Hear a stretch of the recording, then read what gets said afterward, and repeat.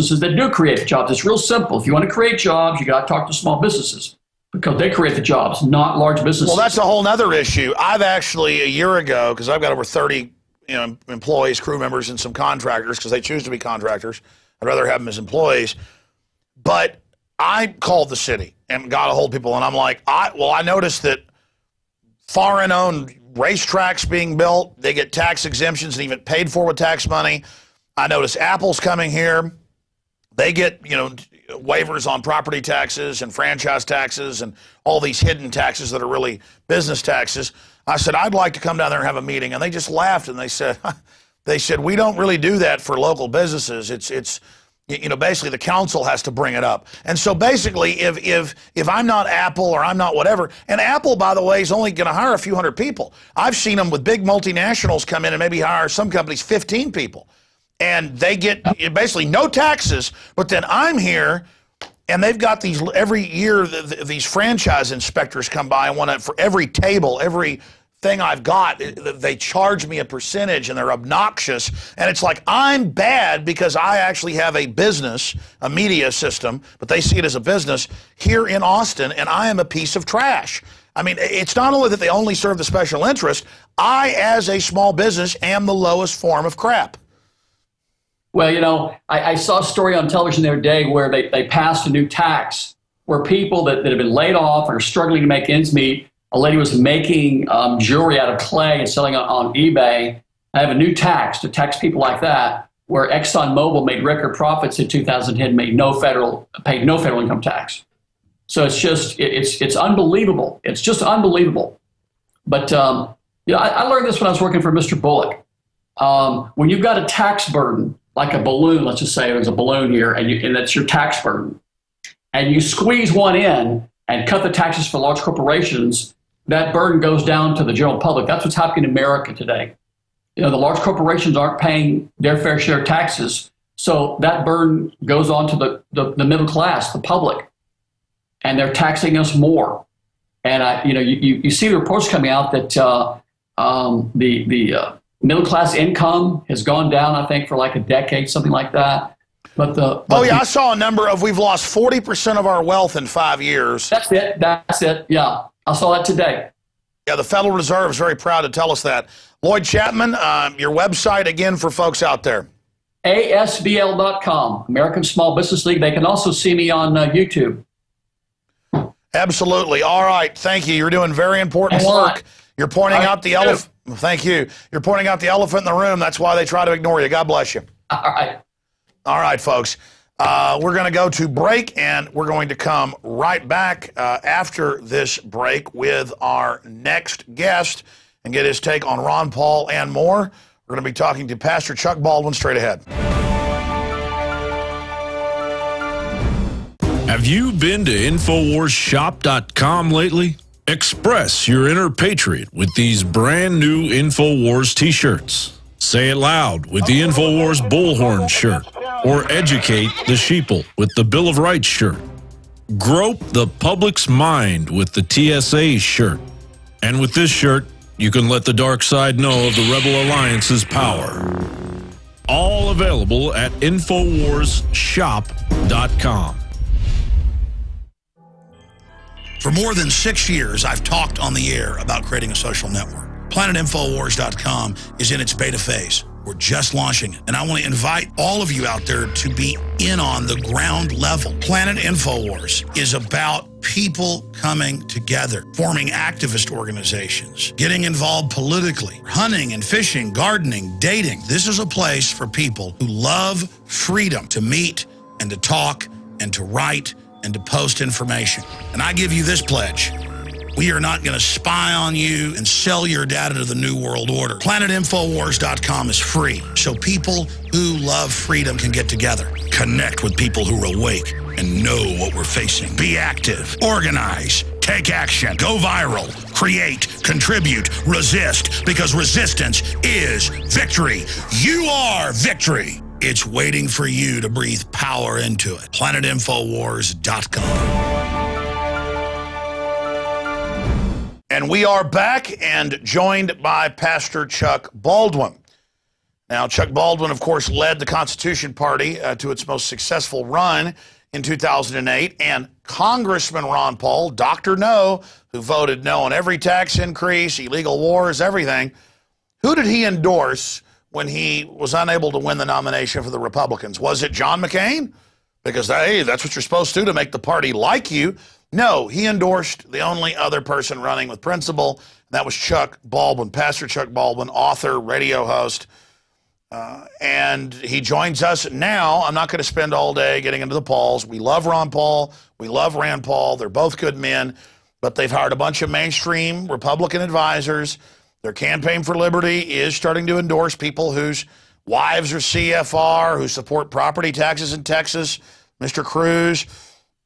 We're seeing a bunch of other stuff, supporting sanctions on Iran, which Ron Paul has said is an act of war. It is. I'm not a fan of the mullahs, but I don't want another globalist war. We're seeing a big change from Rand, getting lined up to run for president later, they say. They said, well, we got to make mainline Republicans like us.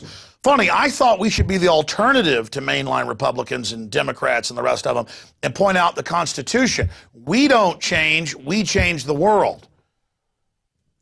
I mean, compromise has gotten us here, but I'm ranting on the subject because it's personal for me. I ignored a lot of the signs the last 6 months that Rand was starting to go mainstream, and then Rand called us up to come on. I thought, he's giving us a bone, and I've just got to say it. We're here to get Rand and Ron back on the right path. People say, well, Ron didn't do this, Rand did. Look, Ron Paul announced last Thursday, the same day, that, hey, we're not going to win the delegates now. The same day Rand came out and did that, and we haven't seen any comments from either one of them. This is a firestorm, and I understand they're just the focal point and been the focal point. Ron Paul said that himself, but we want to continue them on the right path. I don't want to sit here and watch them burn for my ego. That makes me feel terrible. I'm invested in Ron Paul and Rand Paul, but enough of my ranting. I've got a bunch of questions for Chuck Baldwin, Pastor Chuck Baldwin, Patriot Chuck Baldwin, who's never compromised. Great articles he writes, radio shows he does, amazing info we carry at INFOWARS.com. His website's ChuckBaldwinLive.com. He joins us now. Now, I didn't ask him during the break what his view is. I talked to him a few minutes. We're going to find out now from Chuck his view. If he disagrees with me, I kind of hope he does. I hope he tells me I'm wrong. Or am I right about this being a big deal? Look, the supporters out there, we've run polls. One poll was 95%. Latest poll is 85%. Are very upset. So regardless, Ron Paul, Rand Paul need to respond. But enough of me. Chuck Baldwin joins us to talk about this and a lot more after we cover this subject. Chuck joining us by the phone from Montana, where he's there trying to create a remnant of folks that are awake and involved ahead of this globalist operation. You heard my take on this. I haven't heard yours yet. We're about 5 days into this firestorm. A, do you agree it's a firestorm? And B, what is your view on this situation? Yeah, it is a firestorm. There's no doubt about it. I'm very disappointed. I'm not surprised, quite frankly, but I'm very disappointed at what Rand has done. I think I understand why he's done it. I mean, he's taking the typical pragmatic approach to positioning himself to be able to run for president. If Obama wins, then in 2016, and if Romney wins, then a little bit later on down the road. He doesn't want to anger the GOP establishment. He wants to ingratiate himself with the power brokers inside the GOP, and he's positioning himself for a run for president or, at the least, vice president at some point in the near future. So we understand how the game is played, don't we? I mean, we know what goes on. We've been at this a long time. We know what's going on here. However, this is Rand Paul. This is the son of Dr. Ron Paul. This is the son of the greatest congressman in the history of the United States of America. This is the son of the man who is the iconic representative of the patriot movement throughout the United States of America. So for Rand to do this, it brings it into a different dimension. Now, I'm going to be a little bit softer on Ron than you are. Ron has not endorsed, Ron has not made a public statement relative to what Rand has done or to the Romney candidacy. I will be very surprised, personally, if Ron does endorse Mitt Romney. I don't think he will. Did he and Rand talk about it before the decision was made publicly? Oh, I'm sure they did. But this is still Rand's decision. I think Ron is going to maintain his no compromise position. I think if Ron came out and endorsed Mitt Romney, it would be perceived as a sellout of the absolute worst magnitude. It would be an atomic blast, politically speaking, as far as the Patriot movement is concerned.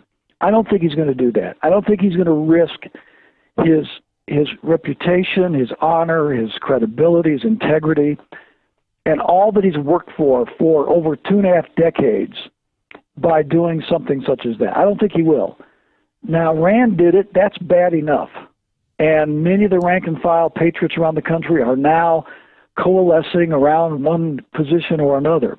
I think by the time the dust settles, you're probably going to have somewhere between a third and a half of the what we would call the patriots are probably going to follow Rand into this attempt to bring the movement into the mainstream GOP. It never works. It's never worked. We've tried it before. It's never worked. But I think probably a third or more are going to follow Rand. I think you're going to have a half to 2/3 of the patriot, liberty-minded movement that are probably not going to go. They're going to maintain the credibility and integrity of the movement. I think they're going to stay out of it. I think they're going to continue the movement that Ron has begun, the no compromise, we're not going to play games with evil kind of mentality, and I don't think they will go along. But there's no question that there is a divide in the Patriot movement now with Rand doing what he's done, and I'm very disappointed.